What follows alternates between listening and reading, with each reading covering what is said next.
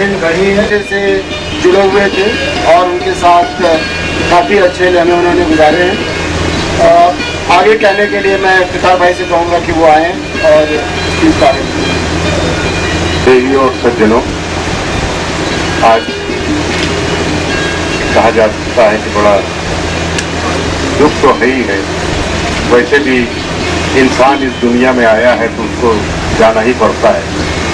एक हमारे यहाँ एक कहावत है, एक वो है कि लेकिन जब हम पहली बार 1975-76 में यूनिवर्सिटी क्रिकेट टीम में आए थे और उसके बाद इंटरवर्सिटी हमारी टीम गई थी, तो गुरुजी हम लोगों के मैनेजर होके दिल्ली इंटरवर्सिटी में गए थे। तब से हमारा उनका साथ था।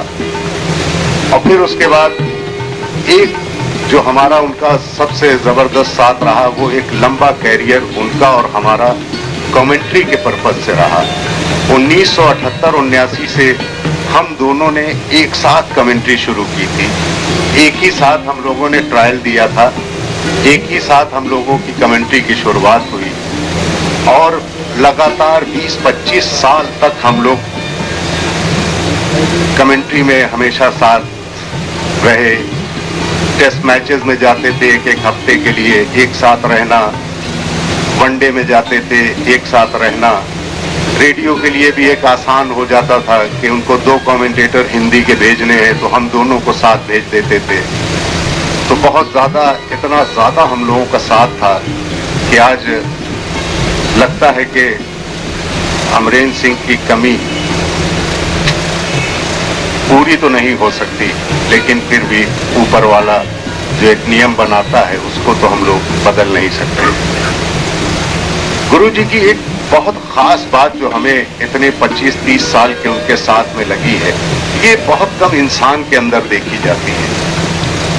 उस आदमी के इतने दिन हम लोग साथ रहते थे, दुनिया की बातें होती, कभी उस आदमी के मुंह से कभी तीसरे आदमी की बुराई नहीं सुनी मैंने। ये बहुत कम लोगों के अंदर होती है।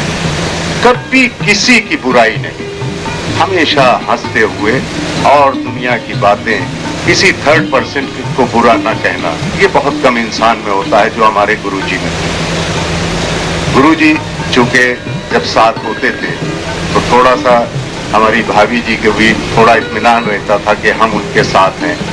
थोड़ा सा उनकी तबीयत वगैरह जब खराब होने लगती थी तो वो उनको भी बहुत खुशी होती थी कि जब टेस्ट मैचेस में हम लोग साथ जाते थे तो उनको ये इत्मीनान रहता था कि इफ्तिखार साथ में है तो एक साथ रहेंगे तो इनको प्रॉब्लम कोई नहीं होगी।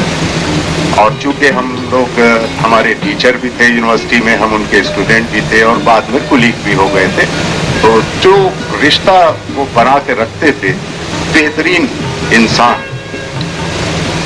1978 से 2005 तक, जब तक उनकी तबीयत खराब नहीं हुई थी, तब तक लगातार 1978 से 25-30 साल तक हम लोग साथ में कमेंट्री करना। तो इतना ज़्यादा साथ में, इतनी ज़्यादा यादें उनकी हैं कि अगर एक किताब लिखी जाए तो वो भी कम पड़ जाएगी। और गुरुजी जिस तरीके के आदमी थे, हमेशा कोई भी बात हो बड़ा फ्रैंकली, अबे ये कर दो, गुरुजी हो जाएगा, गुरुजी ये होना है, जाओ हो जाएगा। इस तरीके का आदमी जब चला जाता है तो निश्चित तौर पर दिल को बड़ी तकलीफ होती है। अब ऐसा वो है कि अब क्या बताया जाए।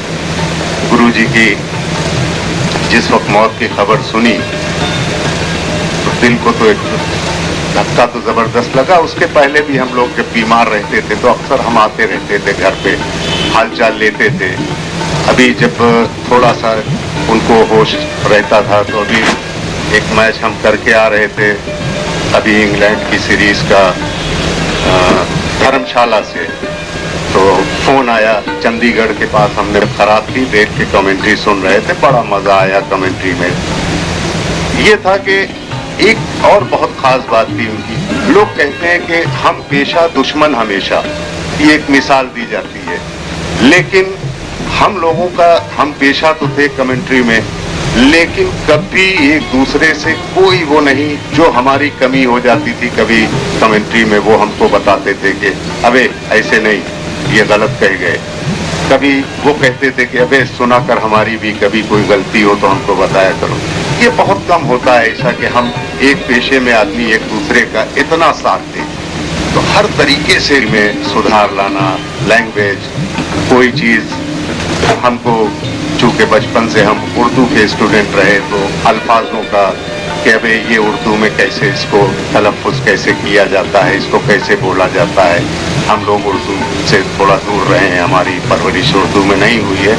इस तरीके से पूछना, इतना ज़्यादा करीबी गुरुजी रहे हैं कि कुछ कहानियाँ हैं, इतनी यादें हैं कि उसको बयान करने लगे तो सुबह से शाम हो जाएगी।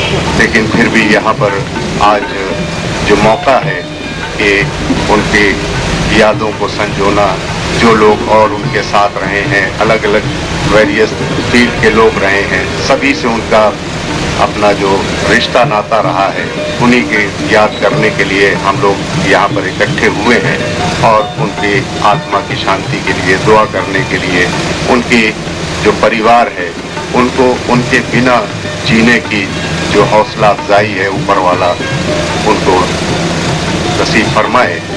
तो मैं अब यही कह सकता हूँ कि बहुत ज़्यादा तो नहीं, कि गुरु जी जो अपने ताल्लुकात बनाए, जो यहाँ पर अपनी छाप छोड़ी है, वो हमेशा जिंदा रहे और उनकी याद में कोई कमी हम लोगों के बीच में ना आए। इसी के साथ मैं उनको सबसे पहले तो मैं जाकर उनके चरणों में फूल अर्पित करता हूँ।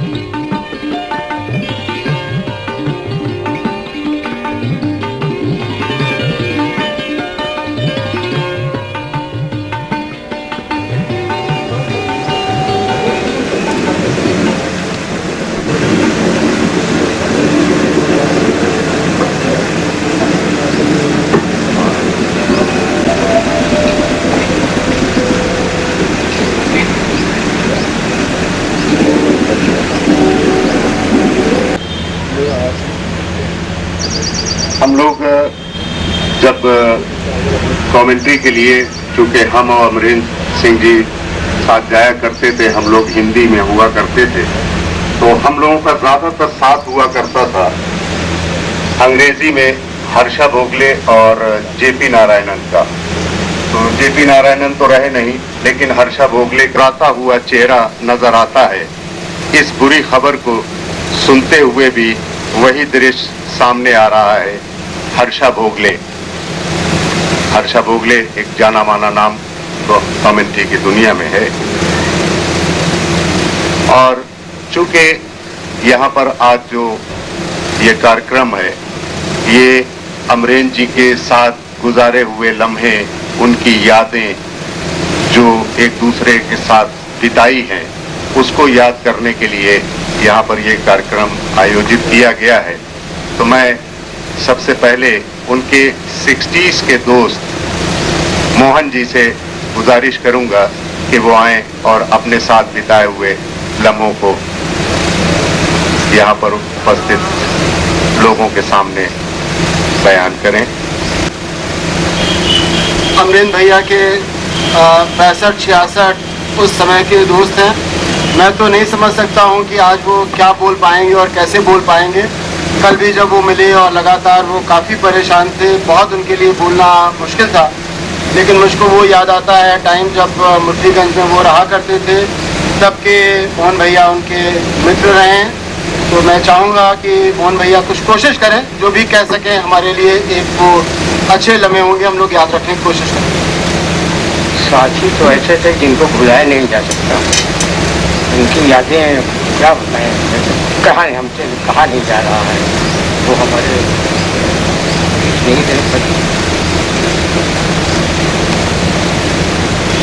अब ये होती है कि आदमी का दिल रोता है जब इस तरीके का आदमी दुनिया से चला जाता है। तो मोहन भैया भी शायद वो अल्फाज में नहीं बयान कर पा रहे हैं, लेकिन उनके जज्बात जो हैं, उससे आप उनकी अमरेंद्र जी के लिए जो उनके दिल में भावना है, वो आप जरूर समझ जा रहे होंगे। धन्यवाद मोहन भैया।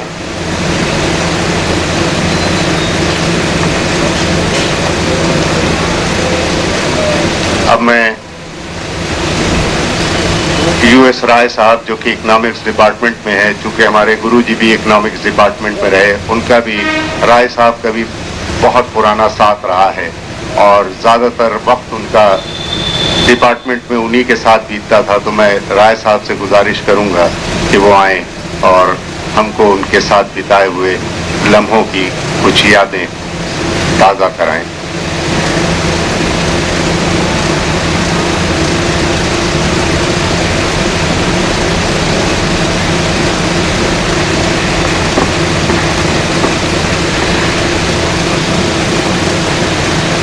दुख के इस क्षण पर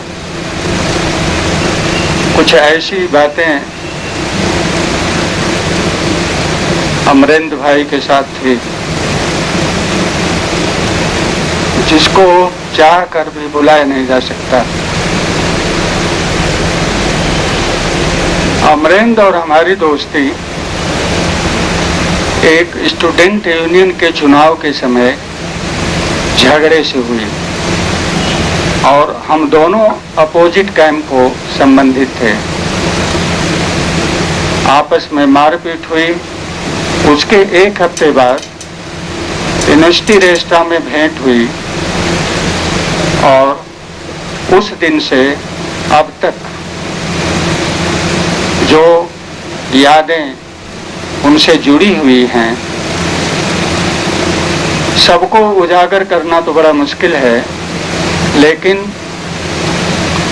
तमाम बातों पर एक मत न होने के बाद भी अपने तरीके से लोगों को कन्विंस करना, ये उनकी विशेषता थी। मजाक के रूप में भी ऐसा सरकास्टिक रिमार्क इनका होता था कि सुनने वाला समझ भी जाता था और बुरा भी नहीं मानता था।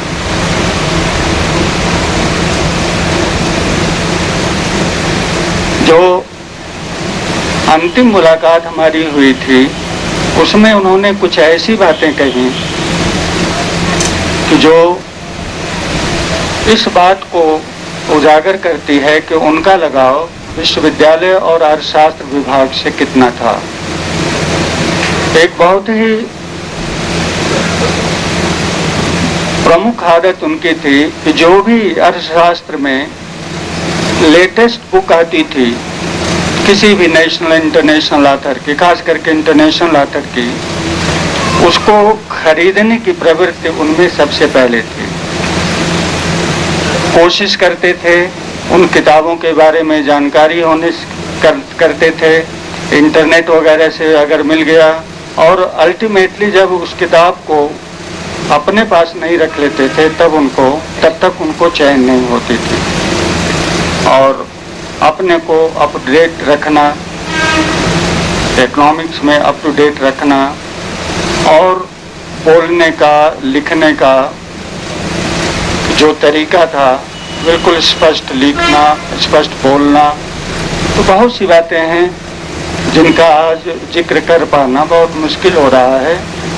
और अंत में मैं उनको श्रद्धांजलि अर्पित करते हुए भगवान से प्रार्थना करता हूँ कि उनकी आत्मा को शांति और परिवार वालों को दुख सहन करने की शक्ति प्रदान करें। पेश कर रहा हूँ श्री वीएस त्रिपाठी जी, जो कि इलाहाबाद यूनिवर्सिटी के स्पोर्ट्स से रिलेटेड हैं, क्योंकि गुरुजी भी हमारे स्पोर्ट्स से काफ़ी ज़्यादा रिलेटेड थे और मैनेजर भी थे क्रिकेट के।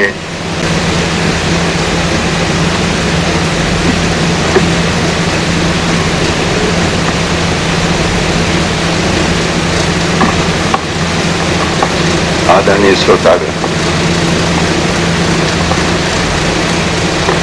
अभी मैं बगल में ही रहता हूँ, लेटा हुआ था, सो गया। यही प्रोग्राम था कि यहाँ पर जरूर से आएंगे।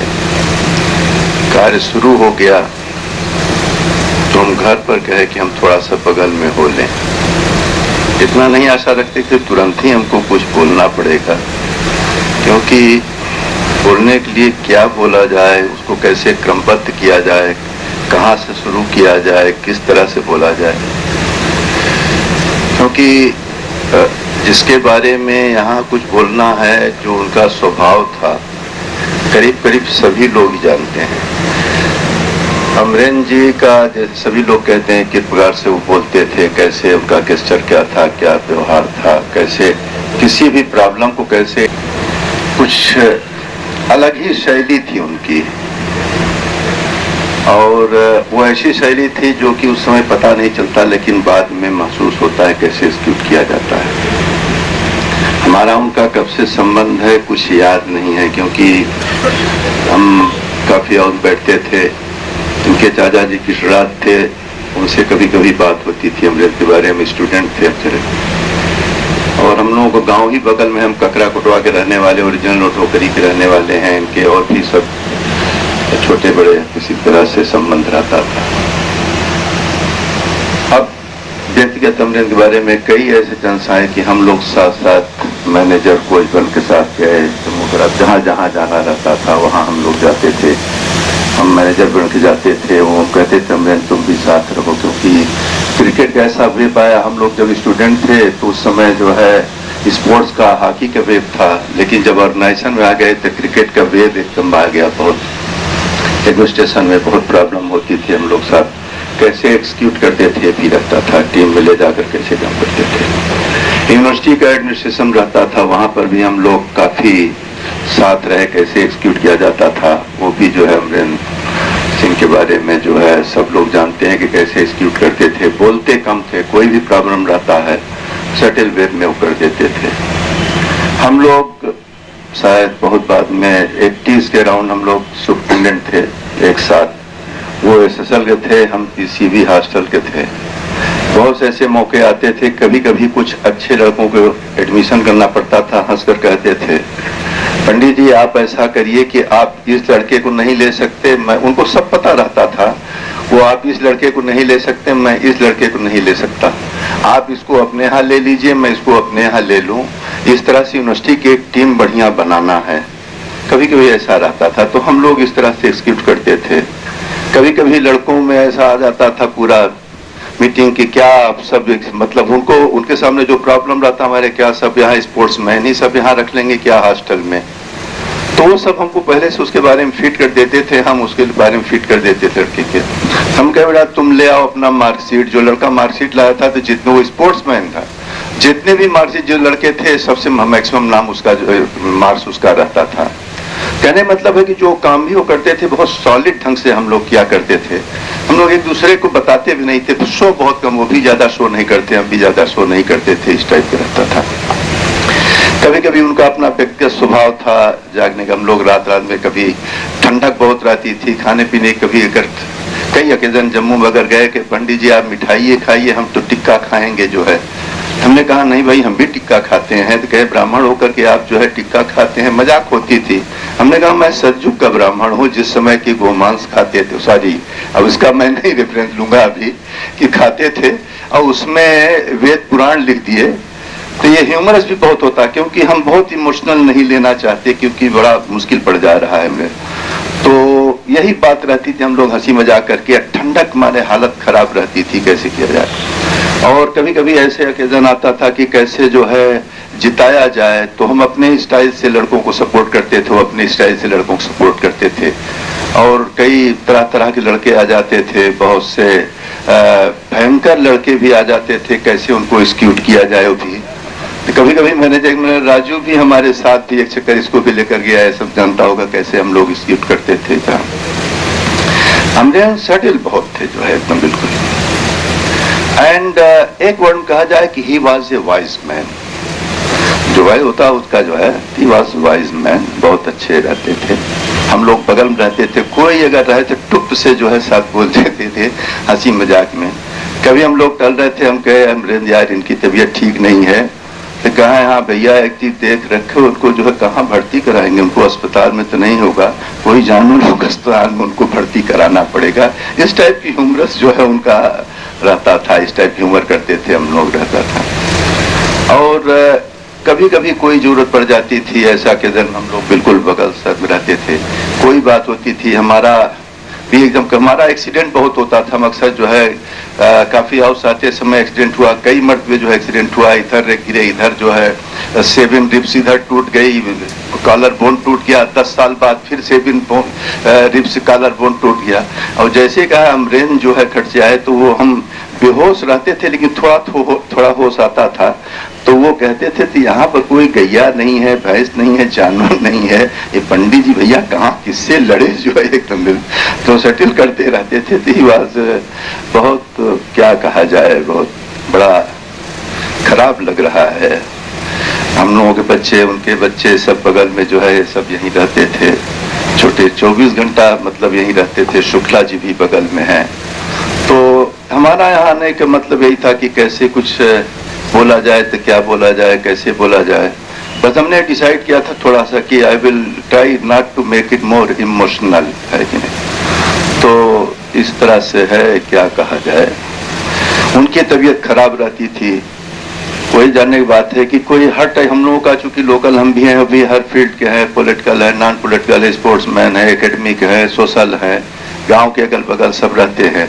मतलब कोई ऐसा दिन नहीं रहता था कि 10-20 आदमी न पूछे उनके। सब बहुत मित्र भी काफी हाउस में भी बैठे होंगे, रोज डेली पूछते रहते थे, जितने भी हैं पुराने स्पोर्ट्समैन सब वहां बैठे रहते कि भाई अमरेंद्र के क्या हाल चाल है, अमरेंद्र के क्या हाल चाल है। तो वो कहीं न कहीं हर जगह अपना छाप जो है छोड़ देते थे। काफी हाउस में कभी आते थे, बता रहे छोटे छोटे, वो काफी हाउस में बैठते नहीं थे कभी, बाहर ही सीढ़ी पर जो है वो 4-6 दोस्तों के साथ लेकर बैठ जाते थे। और वो उनका एक मतलब ऐसा था कि शाम को ही खाना खाते थे, कोई न कोई नॉन वेज उनको शाम के खाने के लिए जरूर से रहना चाहिए था बनाए। वैसे दिन में जो है वो खाना नहीं, इधर उधर चाय पानी, इधर सैंडविच वगैरह थोड़ा सा लेकर के वही सीढ़ी में बगल में बैठ करके वो जो है खा लेते थे। 8-10 लोग ऐसे ह्यूमर होता रहता था, सब कुछ हो रहा था। तो कहे पंडित जी आप यहाँ बैठते नहीं, हमको जो है तुमको अंदर अच्छा नहीं लगता काफी हो, तो हमको बाहर अच्छा नहीं लगता। पति साहब वगैरह बैठे रहते थे, तो कहे क्या करें सेवा। हमने कहा कुछ जो है खाने पीने के अंदर भिजवा देना जो है। तो कहा कि अंदर तो खाना अंदर ही रहता है, आप खाना बाहर से जो है अंदर से बाहर भिजवा देना, हम बिल का इंतजाम करा देंगे। बहुत टैटूल आदमी थे वो। और ऐसे भी जानते, बहुत से ऐसे ओकेजन है जो कि यहाँ पर नहीं कहा जाता, जो उनका स्वभाव था हंसने का, मजाक करने का। कभी कभी कई स्कूल के, कई इंस्टीट्यूशन के मैनेजर सब आ जाते थे, और स्पेशली वेस्टर्न, ठंडक दिन रहता था वेस्टर्न, आपके पंजाब वगैरह के कई स्कूल के मैनेजर आ जाते थे, क्रिकेट वाले आ जाते थे, शाम को समय बिताने का मौज रहता था, बड़े ह्यूमरस ढंग से रहते थे। हम लोग कमरे में ही सब बैठ जाते थे, तो मजाक करते कहे पंडित जी तो गंगा जल के अलावा कुछ पूछते नहीं थे। कभी कभी छोटा बोतल चल रहा था, उसमें पानी भर करके हमको थमा देते थे। कहते हैं यार तुम बैठे रहना साथ में, क्योंकि साथ देना ऐसे बहुत भयंकर लोग हैं, इनसे कल काम निकालना है, we have to take their cooperation जो है रहेगा, तुम बैठे रहना।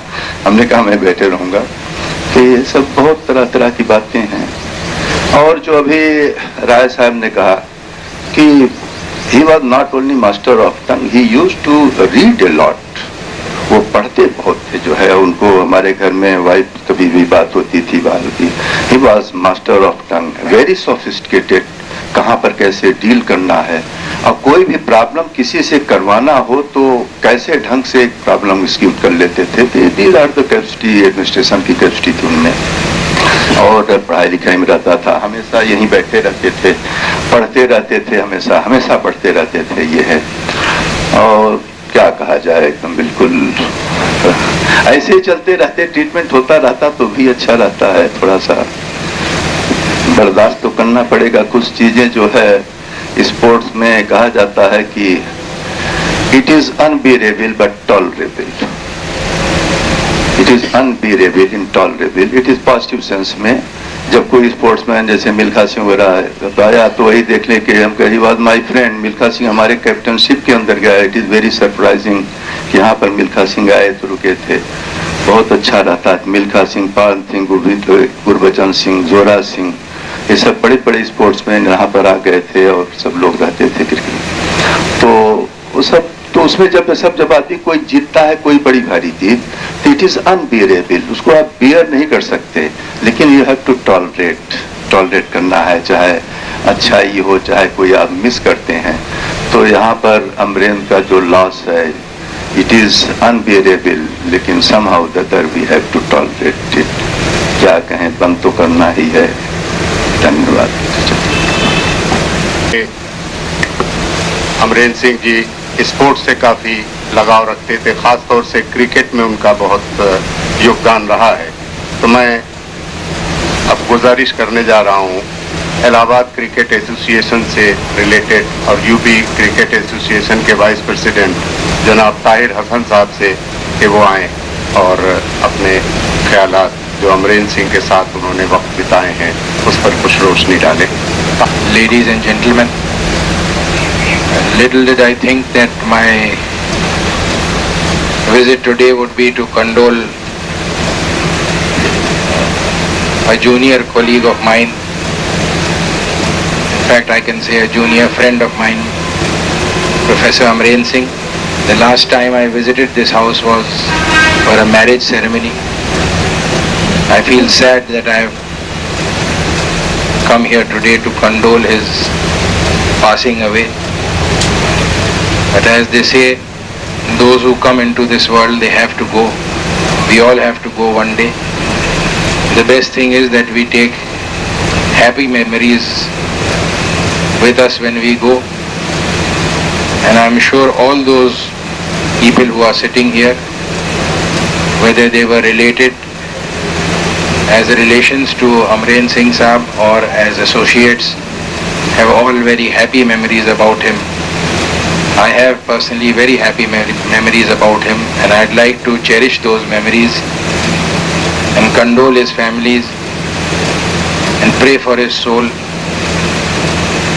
pray for his family, that God grants them strength to bear this very great loss, and may the departed soul rest in peace. Thank you. कर रहा हूँ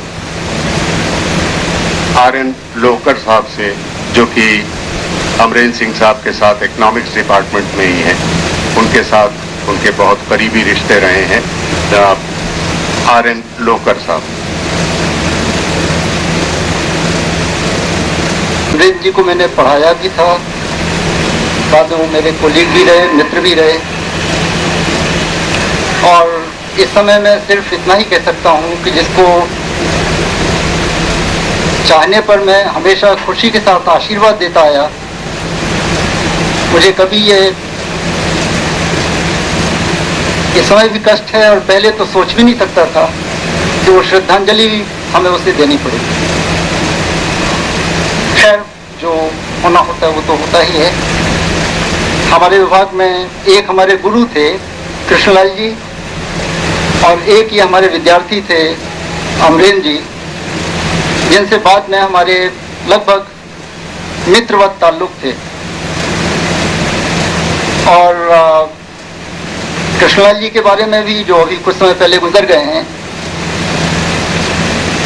थोड़ा सा अंतर था कि अगर मान लीजिए किसी ने उनसे हमारे लिए सिफारिश करने के लिए कुछ कहा तो 6 महीने बाद हमको बतलाते थे कि भाई उसने हमसे सिफारिश करने के लिए कहा था और हमने उसे कह दिया था कि ठीक है, हो जाएगा, तुम बुरा ना मानना।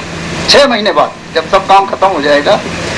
लेकिन अमरेंद्र जी का ऐसा था कि अगर इनसे कोई कहेगा तो ये कहना तो दूर रहा, ये सोचते भी नहीं थे कि हम लोकर साहब से कहें। मित्र होने के बावजूद अंत तक ये इस तरह का संबंध रहा। ऐसे लोग बहुत कम होते हैं। जो भी हो, दुख के साथ हो चाहे जैसे हो, लेकिन अब अंत में वो चले गए हैं तो मैं दिल से उनको श्रद्धांजलि देता हूँ और भगवान से प्रार्थना करता हूँ कि घर के सदस्यों को और मित्रों को वो शक्ति दे जिससे कि इस बात को किया जा सके।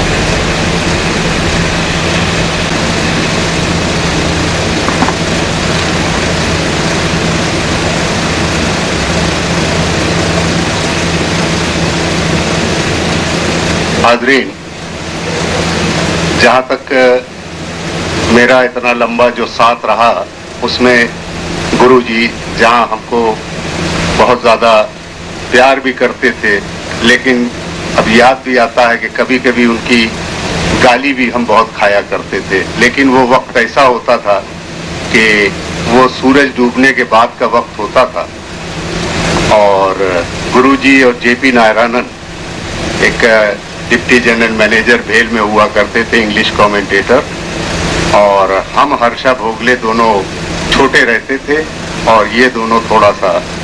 तो ये लोग जब शाम को बैठते थे तो ये लोग जब उस वक्त में, जब भी ऐसे वक्त में कोई बात होती है तो बड़ी लंबी बहस होने लगती है, तो हम और हर्षा भोगले करते क्या थे कि जो सामने की नमकीन होती थी हम लोग खा जाते थे और फिर जब इनका बहस के बाद इनको जब देखते थे कि ये नमकीन खत्म तो फिर हम दोनों जो गाली खाते थे, हम और हर्षा भोगले, कि जाओ साले तुम ही लोग लेके आओ। फिर अब क्या करते, वो लोग तो अपना बात कर रहे हैं, बहस कर रहे हैं, हम लोग भूखे बैठे रहते थे। इन लोगों को भूख का ख्याल नहीं रहता था, इसलिए कि ये लोग अपनी प्यास बुझा लेते थे।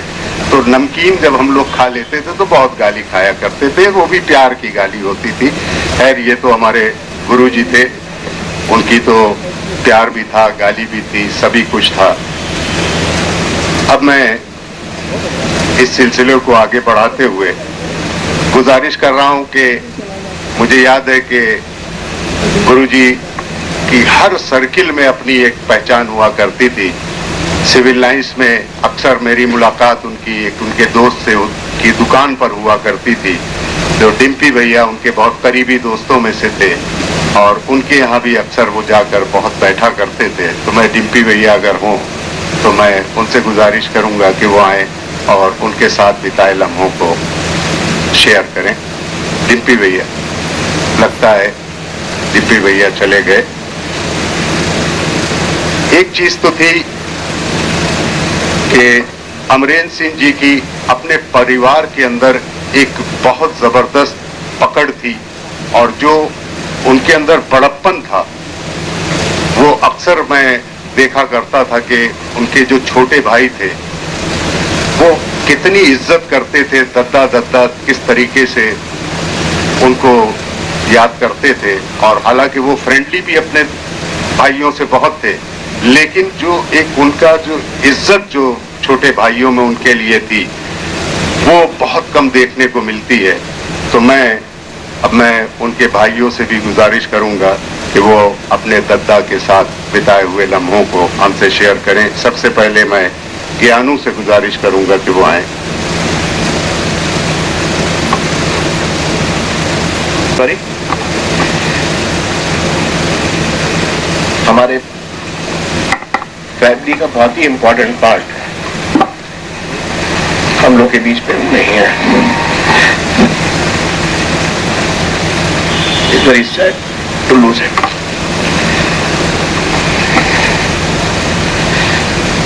भगवान ऐसा ही सबको दे।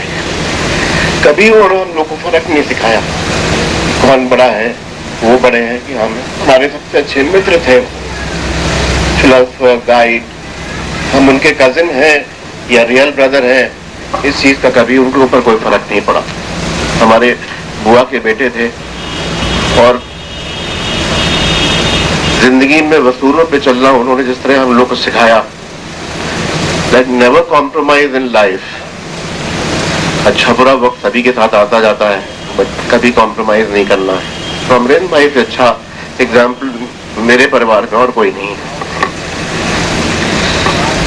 हम लोग बहुत कम उम्र में हमने अपने फादर को खो दिया था and at very early stage हम लोग को नौकरी करनी पड़ी। जिस तरह से उन्होंने हम लोग को गाइड किया, हम लोग को बराबर एक ट्रांसपेरेंटली वॉच करते थे वो कि हम लोग कहीं रास्ते से भटक तो नहीं रहे हैं। अक्सर फोन करके पूछ देते थे, कुछ भी सवाल पूछ देते थे, जवाब अच्छा नहीं लगता था तो टोक देते थे। और इन टर्म्स ऑफ बिजनेस या इकोनॉमिक्स के बारे में बड़े अच्छे अच्छे सवाल पूछते रहते थे। हम लोग भी उनके साथ बराबर शेयर करते थे। और अभी किसी सज्जन ने कहा that he was a very wise man. I am yet to come through a better man, I would say. He was an example for the family. एक दफा उन्होंने मुझसे एक सवाल बहुत साल पहले, जब नॉर्मल इकोनॉमिक्स ट्रांजिशन फेज में थी into e-commerce and e-trade and lot of mathematics and calculations were being incorporated in economics, क्योंकि वो रियल सेंस में मास्टर थे इकोनॉमिक्स के। जैसा सभी ने कहा, बहुत पढ़ते लिखते थे। तो एकदम से एक दिन सवाल रात में 10 बजे कोई पूछ दे कि भैया जरा बताओ ये ट्रेड और कॉमर्स में डिफरेंस क्या है, तो बहुत ज्यादा हिट करता था इस तरह का सवाल। तो 2-4-10 मिनट लगे उनके क्वेश्चन को समझने में। उस समय तक ये डिफरेंशिएशंस एक्चुअल फील्ड में शुरू नहीं हुए थे। और उनको मुझे याद है शायद 70-75% सही आंसर मेरी तरफ से जब उनको मिला तो ही वाज सो हैप्पी कि आपसे बता नहीं सकता। मैं सबसे परिवार में छोटा था, सोमी मुझसे छोटे हैं, सबसे छोटे, बट हम लोग के कजिन्स में सबसे छोटा हूँ। हालांकि हमारे बड़े भाइयों से उनकी सबसे ज्यादा दोस्ती थी, बट हम लोग लुक फॉरवर्ड करते थे, हम हमारी पत्नी कि लखनऊ जब भी आते थे हमारे पास ही रुकते थे, हमेशा कहीं नहीं गए। वो सीधे हमारे यहाँ आते थे और पूरे अधिकार से हम लोग के साथ रहते थे। और हम लोग लुक फॉरवर्ड करते थे कि अमरेंद्र भैया आएंगे तो हमारी जिंदगी में भी कुछ अच्छा होगा, कुछ 2-4-10 दिन जब तक रहेंगे तो हम लोग हंसेंगे। Humour, as everybody has said that उनका sense of humour nobody can match it। हम लोग से भी अक्सर ऐसे मजाक कर देते थे शायद जो हम लोग आपस में फ्रेंड्स भी ना करते हो। He was so open, so मतलब warm with us कि इसका कोई एग्जाम्पल हम नहीं दे सकते। उनका लॉस हम लोग को सबको झेलना है, परिवार को। समय बहुत जल्दी ये सब चीजें हील कर देता है, हमको भी मालूम है, but in this life I think we'll never forget it. Thank you. हाज़रीन, जैसा कि धीरे धीरे भी याद आता है, गुरुजी को हमारे एक चीज का बहुत शौक था। एक तो वो कभी भी बाहर ज्यादा बाजार में नहीं निकलते थे, इतना हमने साथ रहे हैं, लेकिन कभी वो बाजार नहीं निकलते थे। और बाजार निकलते थे तो एक चीज होती थी उनके लिए खरीदने को, अगर सामने कोई पेन की दुकान दिख गई जरूर जाते थे पेन की दुकान में, और जो पेन पसंद आते थे उसको रख लेते थे। और ये दाम नहीं पूछना, अगर वो 2000 रुपए का पेन कहता था तो वो 2000 रुपए गिन के दे देते थे। तो मैं अक्सर उनसे कहता था, अरे कुछ तो उसमें गुरुजी मोल भाव कर लिया कीजिए। कैसे? अबे तुझको क्या मालूम कलम की कीमत, कलम की कोई कीमत नहीं होती। ये मुझको कह के वो डांट दिया करते थे। बहुत शौकीन थे कलम के। पढ़ाई के तो जैसे आपको बताया और लोगों ने, मुझे याद आया कि ये भी एक उनका शौक था। अब मैं दूसरे भाई वीवी सिंह से गुजारिश करूंगा कि वो है? अच्छा, वीएन सिंह, और इसी के साथ मैं राजू से गुजारिश करूंगा, राजेंद्र सिंह, कि वो आए और वो अपने दत्ता के बारे में, वो बहुत करीब रहे हैं, इनको वो बहुत चाहते थे, अक्सर इनका जिक्र बहुत किया करते थे वो, तो उनकी यादें जो इनके साथ हैं थोड़ा हमसे भी शेयर करें। राजू।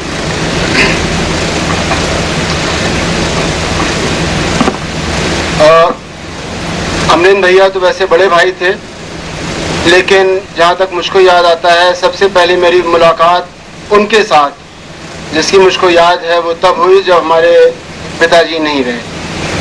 तो ये बात है अगस्त 67 की। पिताजी नहीं रहे और वो पिताजी के साथ रहते भी नहीं थे, वो हमारे चाचा जी के साथ रहते थे। तो मैं आया इलाहाबाद, हम लोग आ गए यहाँ पे, मेरी उम्र होगी 6-7 साल। तो उनके साथ मैं पहली बार बैठा साइकिल पे। हम लोग 3 भाई थे, हमारे बड़े ब्रदर समरेन सिंह जी जो नहीं हैं वो बैठे थे, मैं बैठा तो वो साइकिल चला रहे थे। तो हम लोगों ने कोशिश की कि कहाँ पे हम लोगों को एडमिशन मिले। तो इस तरह से मेरी उनके साथ यादों की शुरुआत हुई। और मुझको ऐसा लगता है कि उनके साथ रहने की वजह से जो एक स्ट्रेंथ है कैरेक्टर में या रेजिलियंस है, वो हमेशा साथ रहा। कोई भी मुश्किल, कभी कोई भी घड़ी मुश्किल नहीं लगी, कभी किसी तकलीफ ने परेशान नहीं किया। तो एक ये बहुत ही अच्छा साथ रहा।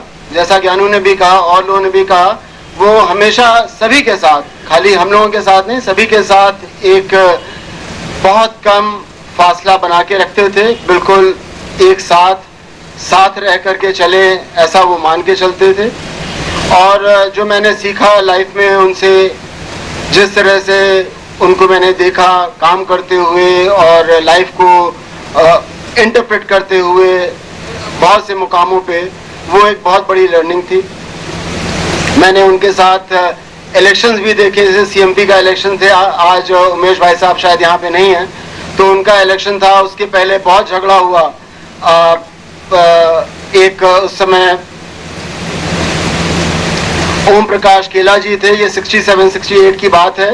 तो कुछ उन्होंने ऐसा कहा उमेश नारायण जी ने, जिसकी वजह से वो इंडस्ट्रियलिस्ट थे, उनको बुरा लगा, तो उनकी बहुत पिटाई की गई। इस तरह से पिटाई की गई कि उनके बॉडी के कई करीब पार्ट्स निकल सकते थे, उनकी डेथ हो सकती थी। तो वहाँ से वो इलेक्शन में लड़े और उनके साथ उनका बड़ा अच्छा संबंध रहा। उस समय उनके साथ खरे साहब और उमेश शर्मा साहब थे। और मैंने अमरीन भैया को हमेशा देखा, वो कभी अकेले नहीं रहते थे, हमेशा उनके साथ 3, 4, 5 लोगों का ऐसा एक ग्रुप रहता था, जो उस समय उनकी लाइफ का एक रेलेवेंट मौका रहता था। जैसे कभी किसी आर्टिकल को लिखना है, इकोनॉमिक्स की बात है तो कोई इकोनॉमिक्स का होगा, कभी स्पोर्ट्स की बात है तो स्पोर्ट्स का कोई होगा, कभी ये पॉलिटिक्स की बात है तो पॉलिटिक्स का होगा, और कोई घर का मसला है तो फिर कोई घर का होगा। तो इस तरह से मैंने उनको देखा।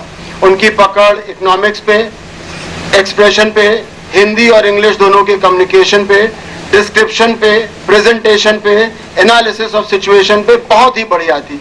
मतलब मैंने तो दुनिया में कई जगह बहुत अच्छे थिंकर्स को देखा है, पास में उनके साथ इंटरेक्ट किया है, इंडिया में, इंडिया के बाहर भी, लेकिन उनकी ऐसी डीप थिंकिंग मैंने अभी तक किसी में नहीं देखी है।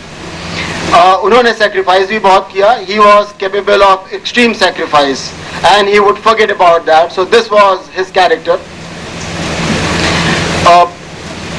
यादें तो इतनी हैं, जैसा कि पापू भाई ने भी कहा कि अगर हम लोग सोचने लगे, लिखने लगे, तो उसमें किताबें निकल जाएंगी और सालों साल निकल जाएंगे, लेकिन वो ख़त्म नहीं होंगी। मैं हमेशा मान के चलता हूँ कि वो हमारे बीच में हैं और हमारे लिए एक बहुत बड़ी ये उपलब्धि होगी कि उनकी जो भी देन है, जो भी उनके उसूल हैं, उन पे हम लोग चलते रहें और ये मान के चलें कि वो हमेशा हमारे साथ हैं। ये शायद एक बहुत बड़ा ट्रिब्यूट होगा। और मैं कभी ये मान के नहीं चलता हूँ कि वो हमारे साथ नहीं है, मैं हमेशा मान के चलता हूँ कि वो हमारे बीच में हैं और हम लोगों का उनके पास एक्सेस है और उनके जब भी हम लोग चाहें तो उनसे हम लोग बात कर सकते हैं, मुलाकात कर सकते हैं। तो एक मैं वो सोचता हूँ कि 40-42 साल में जो एक टाइम गुजरा वो शायद मेरी लाइफ का ही नहीं, बहुत से लोगों की लाइफ का सबसे अच्छा टाइम था। और ये अच्छा इसलिए हुआ क्योंकि वो हम लोगों के साथ थे, हमारे पास थे, और अब हमारे लिए रिस्पॉन्सिबिलिटी है कि उनके उसूलों को, उनकी यादों को आगे लेके चलें। मैं इस समय चाहूँगा कि रामनिवास चतुर्वेदी साहब जो बहुत अच्छे उनके फ्रेंड थे, और जैसा मैं उनके साथ कल जिक्र कर रहा था कि उनकी लाइफ में लास्ट 10-12 साल में जो पुराने बहुत ही उनके दोस्त थे, मित्र थे, वो शायद उतना नहीं मिल पाए जितना मिलना चाहिए था। और ये उनके लिए भी, हमारे लिए भी और सभी के लिए एक दुख की बात है। तो मैं उनसे गुजारिश करूंगा कि वो आएँ और हम लोगों को डेफिनेटली बताएं कि कैसा उनके साथ टाइम रहा। हम लोग यूनिवर्सिटी के 70s में पीसीबी हॉस्टल में, अनिल मिश्रा कल थे यहाँ पे, सर्विस में है, कल चले गए, उनके साथ जो बैठकें होती थी तब ये लगता था कि अमरेंद्र सिंह का कोई काम ही नहीं है, केवल बैठकबाजी करने के अलावा क्या इनको कोई काम नहीं। और शायद विश्वविद्यालय में भी लोगों का अनुभव होगा कि ऐसे स्टूडियस प्रोफेसर नहीं थे कि हमेशा रात में लेक्चर तैयार करें और सुबह जाके लेक्चर कहें। और क्या रेपुटेशन थी यूनिवर्सिटी में, स्टूडेंट्स जितना लाइक उनके लेक्चर को करते थे। हम कभी कभी जाकर के रात में खड़े होते थे उनके क्लास के बाहर, क्योंकि उनके साथ रात को जाना था। तो पता लगा एक्स्ट्रा क्लास चल रहा है रात को 8 बजे 9 बजे। हमने कहा यार इतना पढ़ाते हो, तो पढ़ाने में इतने माहिर। तो उनके लिए मैंने क्रिकेटर थे, जैसे क्रिकेटर में इफ्तिकार भाई आपने 3W का नाम आप लेते ही होंगे, वीक वालकट और वॉरेल। हाँ, इसी तरह से मैंने भी 3 शब्दों में अभी सोचा, तो अगर इनको 3 शब्दों में मैं कहूँ तो वर्दी, wise and witty. He was वर्दी, कोई भी काम दे दीजिए उसके वर्दी प्रूव हो जाते थे, चाहे वो कोच हो, चाहे प्लेयर हो, चाहे यूनिवर्सिटी हो, चाहे घर चलाने हो। घर चलाने में तो कुछ भगवान की ऐसी इच्छा थी कि घर का इतना बोझा ढोया उन्होंने, लेकिन क्या मजाल की शिकन आ जाए चेहरे पे, आंसू नहीं आते थे अमरेंद्र सिंह के कभी। देखा है, हम तो बैठे हैं बहुत, भगवान ने कुछ, मैं तो सर्विस में था चूंकि, और बाहर रहा, इलाहाबाद पोस्टिंग भी रही। इलाहाबाद में जब जितना दिन था हमारे यूनिवर्सिटी के साथी, मैंने यूनिवर्सिटी में बहुत टाइम दिया। इधर कुछ दिनों से मैं नहीं आ पाया, लेकिन वरना बहुत, अमरेंद्र सिंह यही बैंक रोड पे प्रोफेसर MP सिंह थे, वहीं मैं आ जाता था। तो अमरेंद्र सिंह के साथ यहाँ भी साथ रहता था। तो इतना वर्थ था उनमें, हर चीज को संभालते थे। विट तो इतना था, जैसा कहा कि ह्यूमर, इतना ह्यूमर था कि ह्यूमर के बिना बात ही नहीं करते थे। और ऐसा ह्यूमर नहीं जो आपको बिल्कुल लगे कहीं, जैसा प्रोफेसर राय साहब ने कहा, ऐसी विटी बात करते थे कि आप आदमी गुदगुदा जाता था। और वाइज इतने थे, जैसा राजू ने कहा, कोई चीज हो कमेंट्री में, इफ्तिकार भाई की मैं कमेंट्री बहुत फॉलो करता था, ब्रायन जॉस्टन से लेकर के आर्नोल्ड। और इफ्तिकार तुमसे इतना परिचय नहीं जितना मैंने तुमको सुना है, आवाज इफ्तिकार की बहुत रवेदार थी, लेकिन गुरुजी की जो काट छाट की कमेंट्री होती थी कि बॉल कहां से कहां गई, उसमें क्या बारीकी है, ये जितना वो बता देंगे वो आपके JP नारायण और आशा भोगले भी चक्कर खा जाए। अगर कोई बहस होती होगी शाम को, मैं समझता हूँ, मैं वहां नहीं था, कि मैं बहुत बैठता था, किसी बात को काट करके अपनी बात को रखना इतनी वाइजली, इतना वाइज पर्सन मैंने नहीं देखा। लेकिन अब ये सब यादें हैं। अंत में मैं गीता का ही एक श्लोक है, वो आप लोगों के सामने रखता हूं। मात्रा स्पर्शा तु कौन्ते शीतोष्ण सुख दुखदा आगमा पाइनो नित्यम तास तिथिक्षु भारत।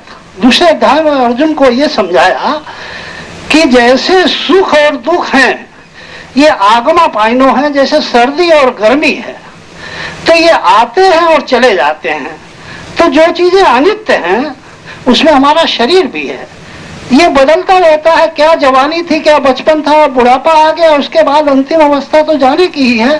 थोड़ा सा जल्दी कोई चला गया तो सुख और दुख जो आते हैं वो केवल तितिक्षा, जैसे गर्मी है, अब इस समय गर्मी है, उसमें सहन करने के अलावा और कोई चारा नहीं है, और सहन करके करते आपकी गर्मी पार हो जाती है। सर्दी है, आपकी सर्दी पार हो जाती है, तो उसके लिए तितिक्षा शब्द कहा कि आप पे सुख और दुख आए तो उसमें न तो विचलित होइए और न उसको एंजॉय करिए, केवल उसको सहन करिए। बड़ी भारी बात गीता ने कही कि सुख को भी सहन करना सीखिए, सुख को सहन करना सीखिए। सुख कुछ नहीं है और ना दुख कुछ है, दुख भी पार हो जाता है। ये प्रवाह है, प्रवाह चलता रहेगा। ऐसे अमरेंद्र भाई कभी भूलेंगे नहीं, जब तक जिंदगी है तब तक उनको याद रहेगी। इसीलिए मैंने पॉइंट बनाया, मैं दिल्ली में था कि भाई अमरेंद्र की याद में मैं जाऊंगा जरूर, तो मैं कल मैं आया यहाँ पे और सब लोगों से भेंट हो गई, तो बहुत अच्छा लगा। धन्यवाद। तो देवी और सज्जनों, अभी जैसा कि बताया गया कि गुरुजी वैसे तो बहुत हंसमुख हुआ करते थे, लेकिन अपने परिवार के तई वो कितना फिक्रमंद रहते थे। एक वाकया मुझे अभी भी याद आ गया कि ये हम लोग जा रहे थे, दिल्ली से चेन्नई जा रहे थे, रात की फ्लाइट थी। तो अक्सर ऐसा होता है कि फ्लाइट जहाज जो है तो बादल उदल से टकराने के तब चीरता हुआ निकल जाता है। तो हम दोनों साथ साथ बैठे हुए थे, तो एक जगह बादल को चीरता हुआ जहाज निकला, तो उसमें थोड़ा सा जहाज में वाइब्रेशन हुआ, तो गुरुजी थोड़ा चिंतित हो गए। तो मैंने कहा, अरे गुरुजी आप और चिंतित? कहने लगे, तुझको क्या है बे, तू तो लंडोरा है, अभी न तेरी शादी हुई है न कुछ, मेरे तो बीवी बच्चे हैं, अगर कुछ हो गया तो उनको कौन देखेगा बे, तू तो चला जाएगा ऐसे ही। तो अक्सर इस तरीके से बेहतरीन वो किया करते थे गुरुजी। कितनी बातें अक्सर याद आती रहेंगी। खैर, इस सिलसिले को और आगे बढ़ाते हुए मैं गुजारिश करने जा रहा हूं योगेश मिश्रा जी से, जो कि इकोनॉमिक्स के हैं और उनका बहुत साथ रहा है उनका, वो आए और अपने ख्यालात हमसे शेयर करें। मैं पहली बार अमरेंद्र जी से जब मिला था तो वह मेरे लिए बड़ा दुख का, बड़ा संकट का समय था।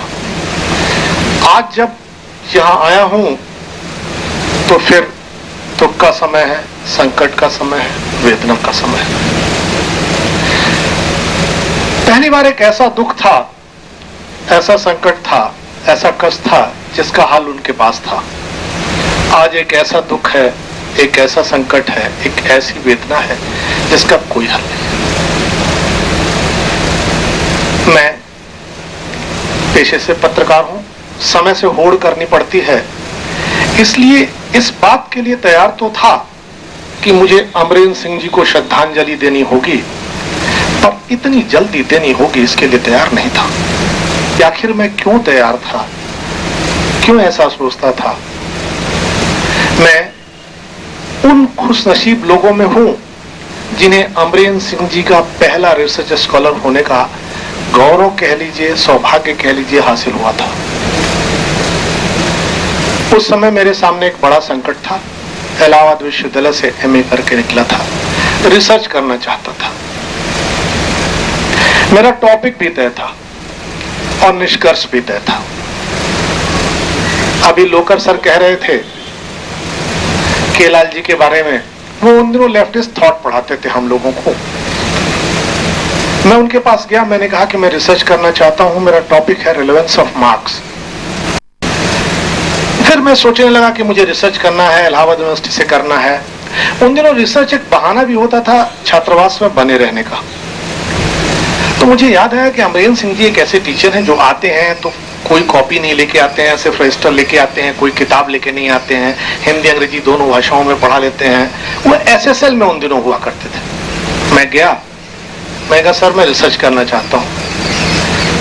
बोले किस पे? मैंने कहा मैं मार्क्स पे करना चाहता हूँ। बोलिए मेरा टॉपिक तो नहीं है। वो हमें अर्थशास्त्र में मार्जिनल रेवोल्यूशन, सीमांतवादी क्रांति पढ़ाते थे, जिसमें जेवेंस, वालरा और मेंगर नाम के 3 अर्थशास्त्रियों ने एक अलग अलग समय पर अलग अलग देश में एक ही तरह के सिद्धांत का प्रतिपादन किया था। उनका भाई देखो मैं तुम्हारी बहुत मदद नहीं करूंगा पर तुम्हारा गाइड बनता हूं। वो मेरे गाइड हो गए मेरी निष्पत्ति भी तय थी, मेरे तर्क भी तय थे, मेरा टॉपिक भी तय था। बावजूद उसके वो तैयार हो गए इस पर। थोड़ा और आगे बढ़ा, छात्र संघ का मैं चुनाव लड़ा। उन्होंने मुझे बुलाया, बोला देखो योगेश, राजनीति बड़ी खराब चीज है। अगर कोई आदमी अपने पिता का सही नाम न जानता हो और राजनीति में चुनाव लड़ जाए तो लोग उसके पिता का नाम बता देंगे। ऐसे में तुम नौजवान हो, जो कुछ भी करोगे सब सामने आ जाएगा, ध्यान रखना, अभी वापस ले लो। मैंने कहा सर मैं चाहता हूं मेरी एक बार परीक्षा हो जाए। उन्होंने कहा ठीक है। मैं चुनाव लड़ा, चुनाव जीत गया।